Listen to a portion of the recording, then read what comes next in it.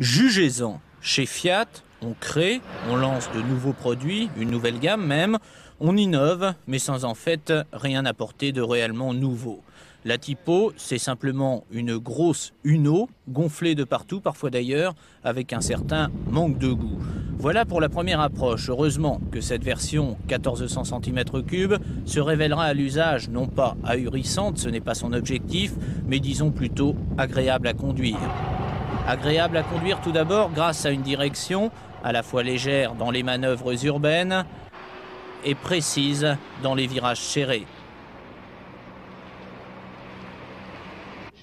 Agréable encore grâce à un maniement aisé mais également précis de la boîte de vitesse. Le levier tombe impeccablement bien sous la main. Il est de plus d'un contact très agréable au toucher.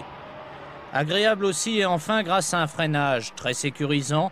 Attention toutefois à modérer votre pression sur la pédale, les roues bloquent assez vite. Pour le reste, les principaux défauts de cette voiture sont dus à son type de motorisation. 4 cylindres en ligne, 1400 cm3, 72 chevaux annoncés par le constructeur. Pour un poids moyen de 950 kg, on ne sent effectivement pas cette Fiat Tipo prête à soulever des montagnes. 161 km/h de vitesse de pointe tout de même, ce n'est pas si mal. Enfin, pour terminer sur le meilleur, l'intérieur, à la fois sobre et aéré, avec notamment une instrumentation hyper complète, bien que parfois un peu compliquée à comprendre.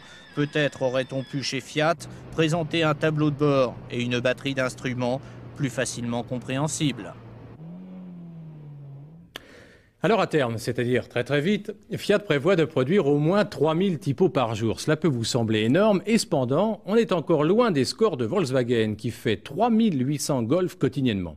Voilà à présent les modèles 1600 essence et 1700 turbo diesel. Qu'est-ce que vous pensez de la voiture en général, la nouvelle Tipo? Je trouve que c'est bien, c'est ramassé, c'est compact. Il n'y a pas de floriture excessive, c'est bien. Et l'intérieur? L'intérieur, je trouvais que ça faisait chic, c'est bien, c'est très confortable. L'aspect. J'ai l'impression que les coffres sont un petit peu petits pour le but probablement que Fiat se propose. Oh, je pense que la 309 est plus grande, hein, côté coffre. Curieux, ces deux passants reprochent à la Tipo son petit coffre. Pourtant, chez Fiat, on a tout fait pour en augmenter le volume de 350 à 1100 litres. Les sièges rabattables sont l'un des équipements de la Tipo proposés sur tous les modèles de la gamme. Deux niveaux d'équipement seront proposés sur les nouvelles Fiat, Standard et Digit. Le second sera disponible d'origine sur les deux hauts de gamme, la 1600 essence et la turbo diesel. Sur ces deux modèles, le tableau de bord sera donc numérique. On aime ou on n'aime pas, celui créé par Fiat a en tout cas le mérite d'être clair. Autre équipement, le volant réglable en hauteur, les lève-glaces électriques fonctionnent en même contact coupé ou encore le plafonnier orientable. Au chapitre des options, un rétroviseur droit électrique, la direction assistée ou l'ABS sur le modèle turbo diesel, du jamais vu à ce niveau-là. Reste que notre modèle préféré a été le turbo diesel. Bien que très bruyant, le moteur est performant. Curieusement, c'est d'ailleurs le plus rapide de la gamme, 92 chevaux, 175 km/h. Un véhicule sûrement très réussi, d'autant que certaines indiscrétions laissent à penser que son prix sera de l'ordre de 80 000 francs. La Golf a, dans ce cas, c'est vrai, tout à craindre des nouvelles Tipo. Au mois de mai, la Tipo débarquera donc en France. Il lui restera alors à prouver sa capacité à être la voiture européenne dont on rêvaient ses concepteurs. Alors l'usine de Cassino où l'on fabrique ces Tipo est probablement la plus automatisée qui soit au monde. Quasiment 100% des carrosseries et la moitié de l'assemblage y sont faites automatiquement. Voilà à présent la Fiat Tipo diesel. Le point de passage obligatoire. Toute gamme se destinant à une carrière mondiale comme la Tipo doit posséder une version diesel.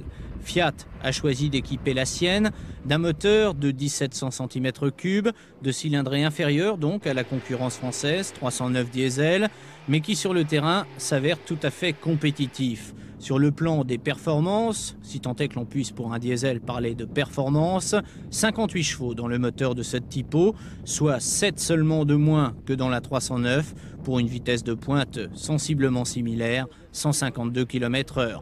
Pour le reste, cette typo diesel a reçu exactement les mêmes aménagements, tant intérieurs qu'extérieurs, que les autres modèles de la gamme, ce qui en fait à l'heure actuelle un des véhicules de ce genre les mieux équipés du marché. Le tableau de bord est cependant plus sobre, plus dépouillé, et finalement on ne s'en plaint pas, car il s'avère très lisible. Quant à l'habitabilité, elle est la même que sur les autres modèles, au-dessus de la moyenne et donc de la concurrence directe. Enfin, le principal point faible de cette typo diesel, c'est sa consommation. Avec 4,9 litres au 100 à 90 km/h, 6,7 litres à 120 et 6,7 litres en cycle urbain, elle doit là s'incliner face à la 309. Avec la typo, Fiat ambitionne de conquérir 10% du marché des voitures de milieu de gamme en Europe, un créneau qui représente chaque année quelques 3,5 millions de véhicules. Un marché sur lequel règne en maître à l'heure actuelle la Golf. La première cible de la typo, c'est bien sûr la Golf. Il faut dire que la lutte est très serrée entre les deux géants de l'automobile. 14,3% du marché européen ont été pénétrés par le groupe Fiat, Lancia, Alfa l'an dernier. De son côté, VAG, Volkswagen, Audi et Seat a marqué 14,7%.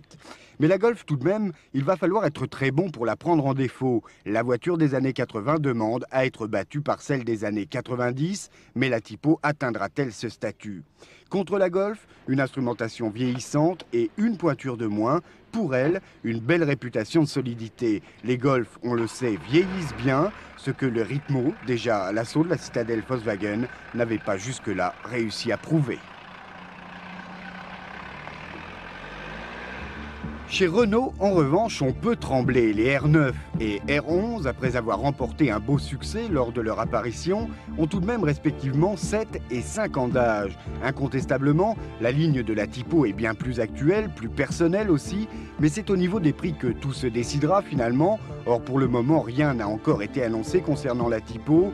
On estime que son prix sera de 10% supérieur à l'ancienne Ritmo, c'est-à-dire autour des 65 000 francs pour le bas de gamme. À ce tarif, les R9 et 11 se préparent quelques mois difficiles avant leur remplacement prévu à l'automne.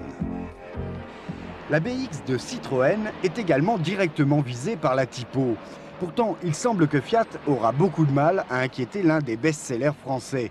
La BX, connue pour ses immenses qualités de confort surtout, ne semble pas en effet devoir craindre une quelconque concurrence venant d'Italie. Il faudrait aussi que la typo fasse preuve de meilleure qualité routière, mais là, elle s'attaque à très forte partie.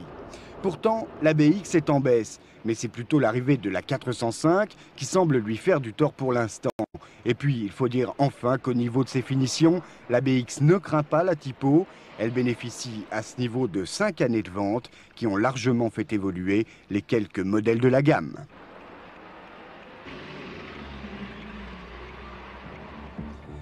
Chez Peugeot, la 309 ne semble pas devoir elle non plus être inquiétée. Les différents modèles ont connu 25% d'augmentation de leurs ventes en 87. Pourtant, le look de la typo est nettement plus accrocheur et l'italienne là aussi bénéficie d'une personnalité plus marquée. D'autant que l'intérieur de la 309 n'a rien de plus que celui de la typo, du plastique, toujours du plastique. La 305, quant à elle, n'a plus rien d'autre à craindre que son âge. Après presque 11 années de bons et loyaux services, elle n'inquiétera bientôt plus personne. La preuve, Peugeot n'a décidé de n'en garder que 2 modèles à son catalogue.